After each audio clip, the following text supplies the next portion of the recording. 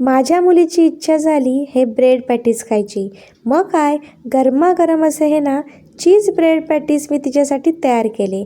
चला तुम्हाला पण याची रेसिपी दाखवते. त्यासाठी बघा मी इकडे 1 कप बेसन घेतलं. त्याच्यामध्ये ना पाव चमचा हळद घालायची, अर्धा चमचा लाल मिरची पावडर घालायची, पाव चमचापेक्षा कमी थोडासा ओवा घालायचा म्हणजे बेसन आपल्या पोटाला बाधत नाही. जिरं घालायचं पाव चमचा आणि कोथिंबीर घालायची. इकडे ना थोडेसे तीळ पण घालायचे, चवीपुरतं मीठ घालायचं आणि पाणी घालून ना याचं ना एकदम पातळ असं बॅटर तयार करून घ्यायचं. ब्रेड जो असतो ना तो इकडे बेसन पटकन शोषून घेतो, त्यामुळे इकडे पातळ असं मिश्रण आपण तयार करून घेऊया. सुरुवातीला थोडं पाणी घालून बेसनमधील गुठळ्या मोडून घ्यायच्या आणि नंतर जसं पाणी लागेल तसं घालून हे असे बॅटर तयार करून घ्यायचं. तर बॅटर आपलं तयार झालं. आता यासाठी बघा 2 ते 3 बटाटे मी उकडून घेतले. त्याच्यामध्ये ना अर्धा चमचा लाल मिरची पावडर घातली, पाव चमचा धनेपूड घातली, चवीपुरतं मीठ, 1 बारीक चिरलेली मिरची, 1 छोटा कांदा आणि छोटासा तुकडा किसलेल्या आल्याचा घातला. तर आता हे सगळं मिक्स करून घ्यायचं या बटाट्यांबरोबर.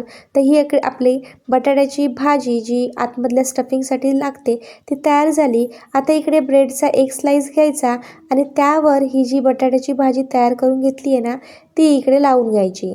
एकदम पातळ असा हा बटाट्याच्या भाजीचा थर या ब्रेडला लावून घ्यायचा म्हणजे पॅटीस खाताना छान लागतात आणि आतपर्यंत छान असे शिजतात.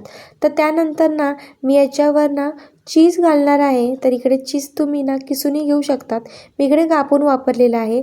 त्यानंतर दुसऱ्या ब्रेडची स्लाईस या ब्रेडवर ठेवायची, थोडं हे ना हलक्या हाताने प्रेस करायचं.